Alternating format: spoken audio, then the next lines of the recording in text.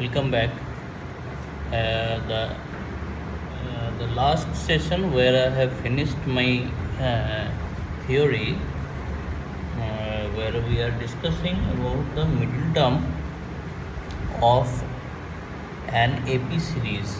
Okay, so there we have taken an example. If 3 or 4 consecutive numbers are being given, and you have to find the middle term in between two particular terms which are existing in between the two sides, to either side of that term, which we have to calculate. Let, for example, we have taken A, B, C in capital letters, representing 3 consecutive terms in an AP, which are R plus 1 and R plus 2th term.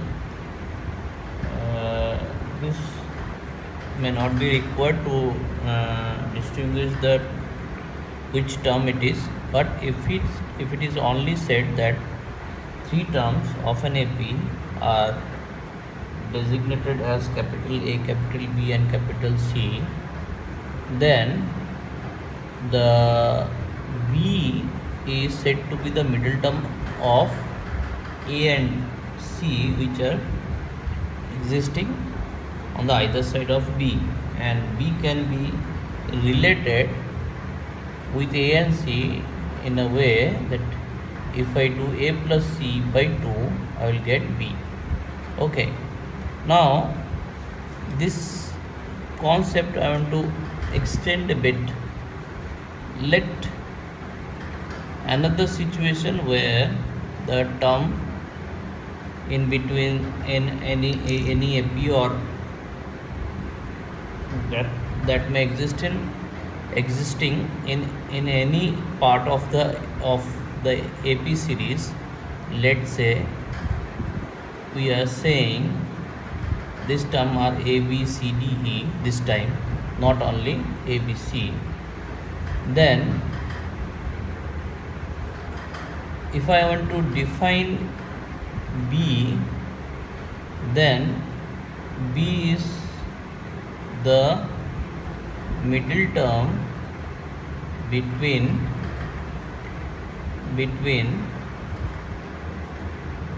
A and C, definitely, because these are consecutive terms. But whether that C can be said to be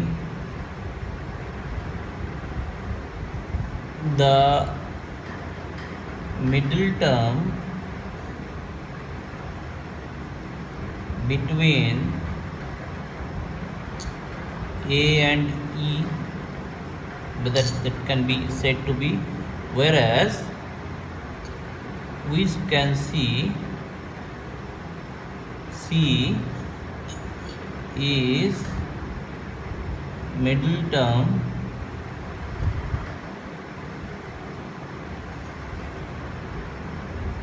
between B and D.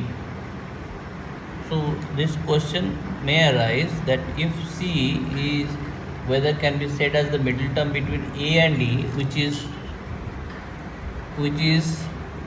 also equal distant apart from C as B and D from C. The condition is that whatever may be the distance, but the distance of the terms on the either side has to be equidistant from the term. Then this can be said as the middle term between those two terms. What I am saying, if C is A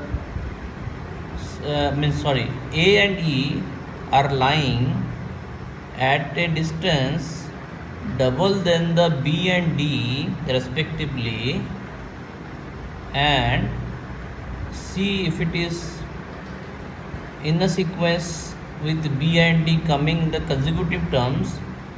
In other way, if I omit these terms B and D, then C also be the consecutive terms in between A and D, taking in consideration that B and D is aloof, is not being seen, and this can be practically can be proven that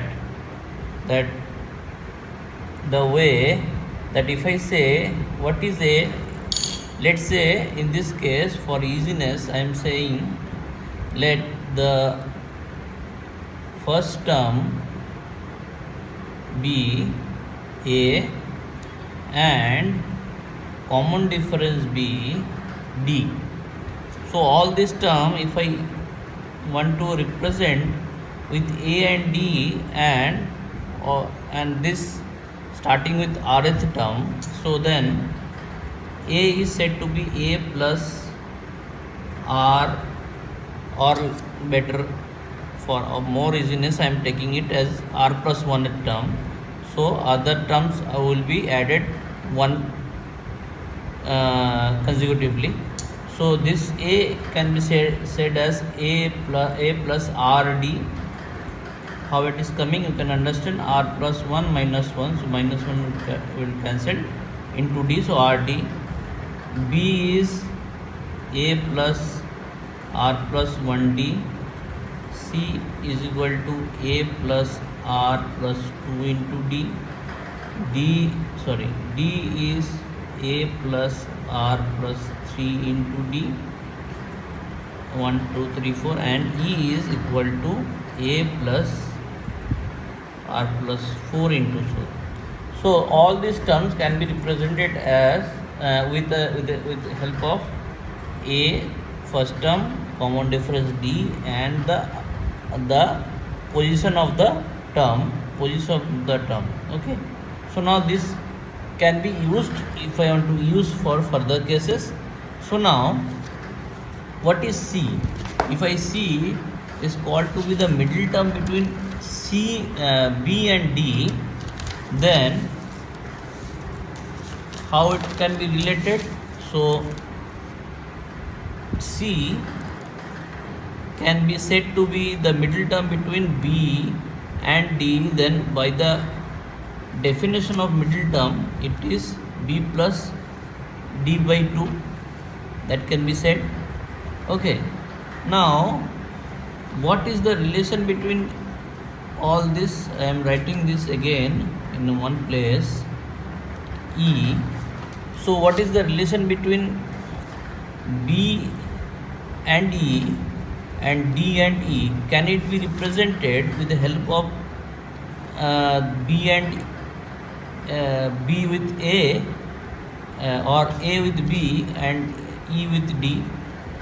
Okay, if I want to do it, what we can see that A we have found out, we have as per our assumptions A plus RD, whereas B is equal to A plus R plus 1 into D.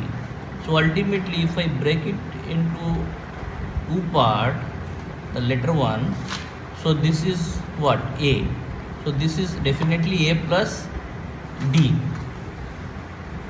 Okay, this is coming as A plus D.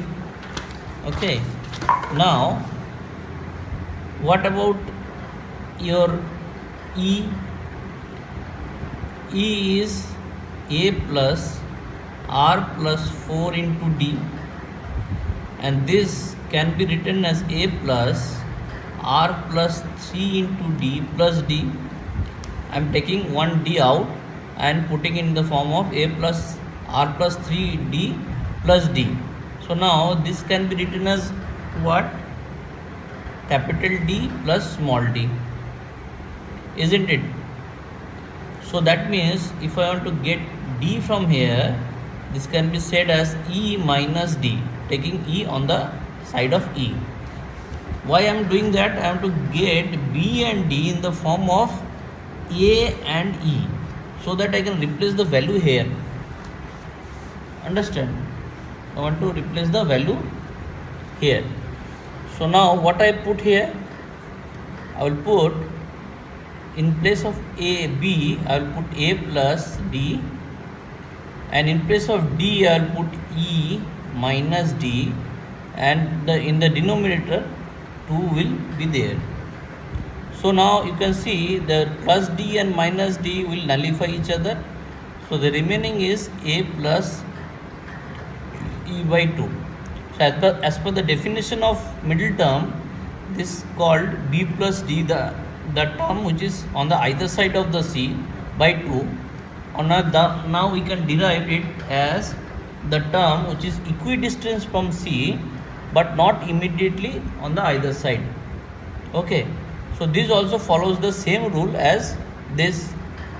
Okay, so by the proof we can say that middle term is the term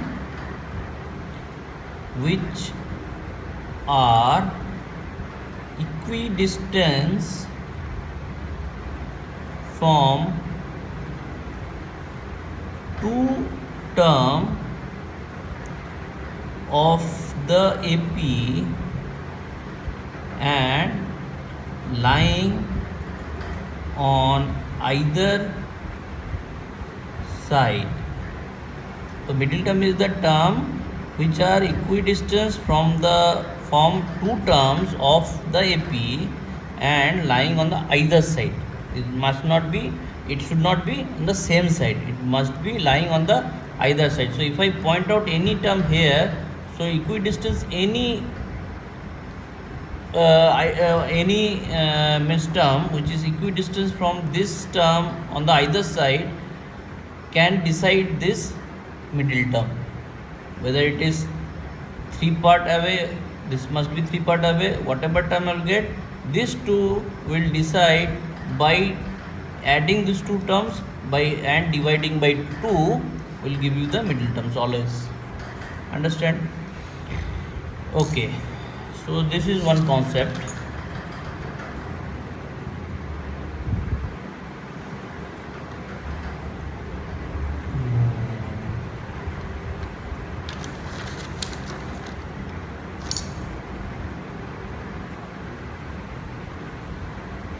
So this also can be derived if I want to get C where B and D is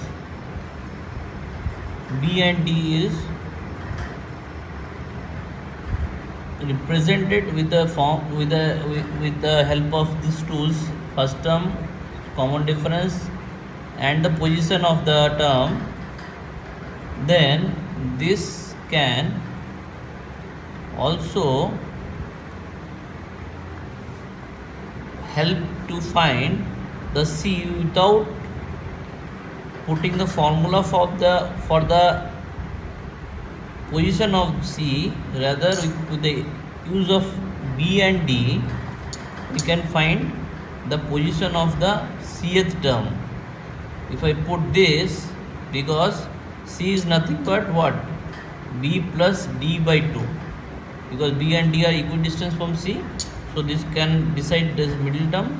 So if I put B and D in its place with the help of these tools and divide by 2, I will get the thing.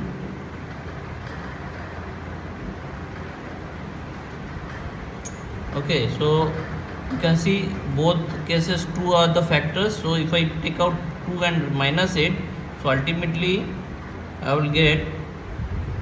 So from this I can easily say C is R plus third term from this concept. If I know the B and D's position, and accordingly I can find the C's position by deriving with the help of the middle term formula. Understand? Okay.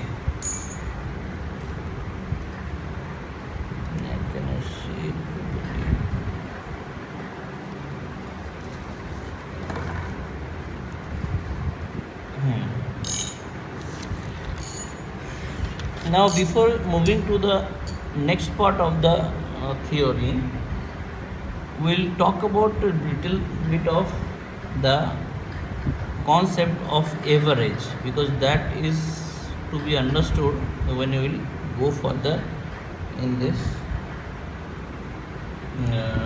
theory part of AP. So conceptually, average means, if I want to put it in formula, average means is nothing but sum of all the numbers by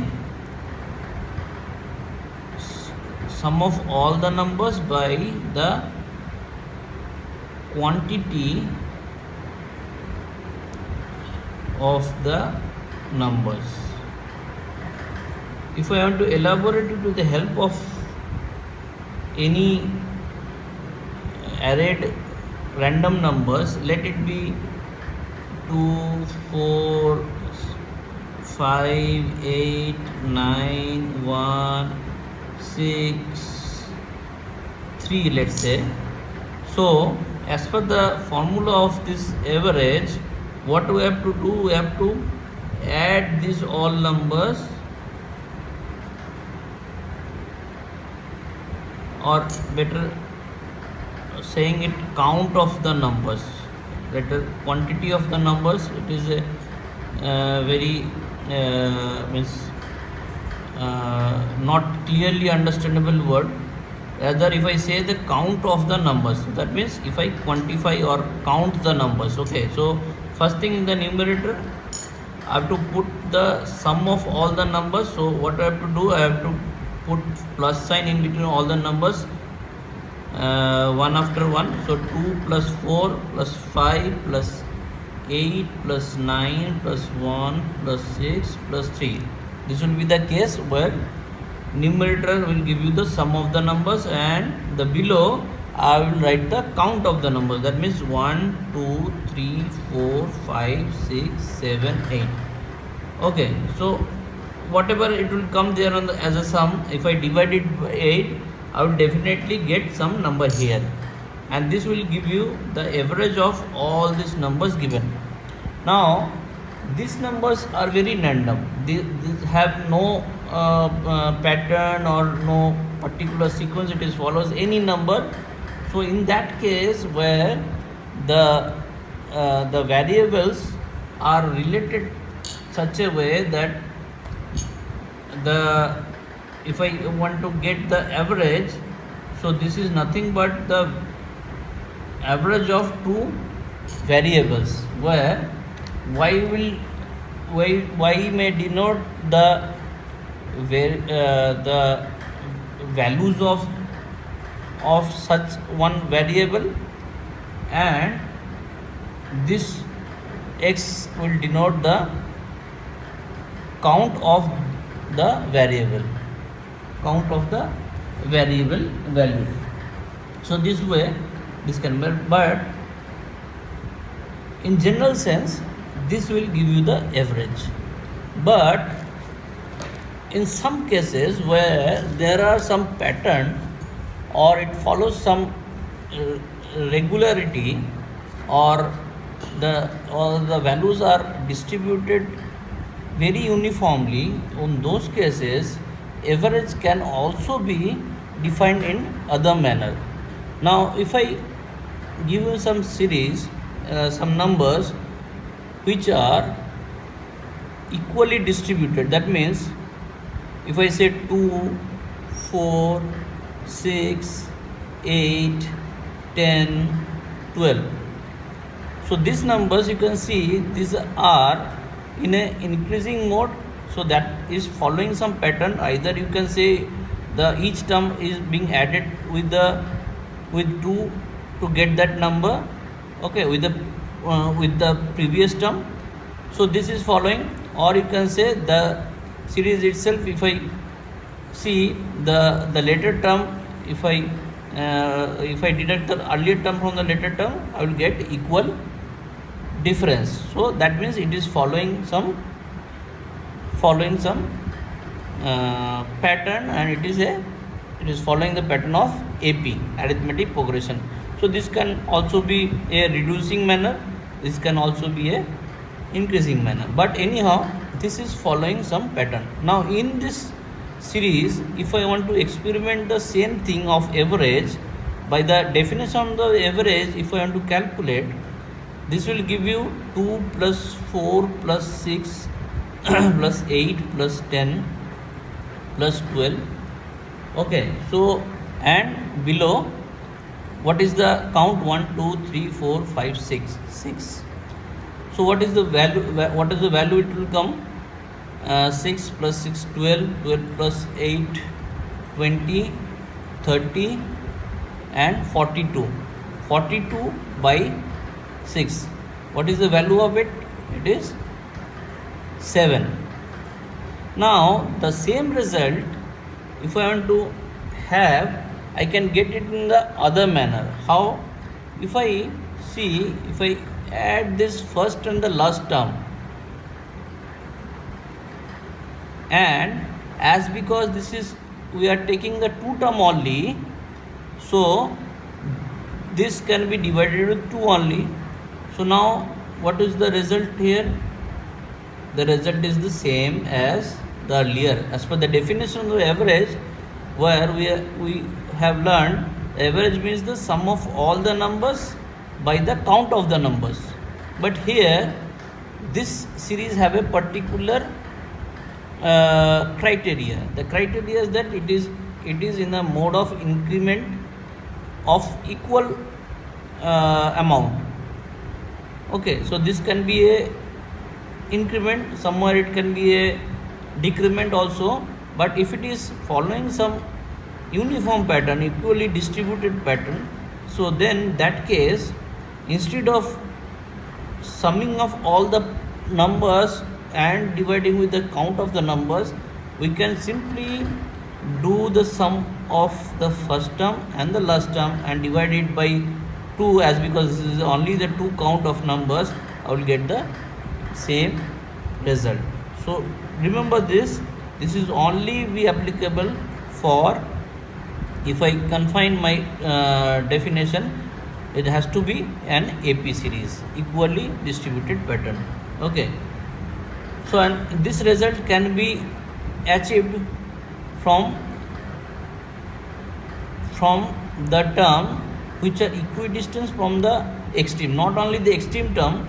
If I see this term to this term also, I will get the same result, this term to this term, because these are equal distance from the either end.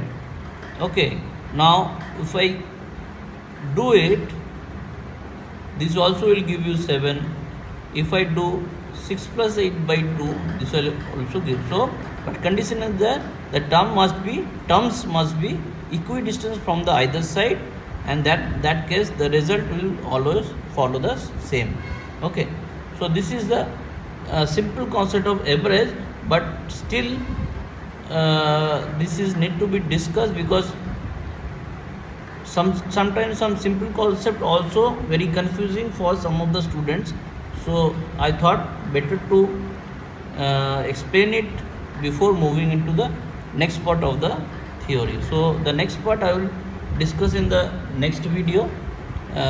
Today I will hold this till now, and slowly I will move, so that even if it is simple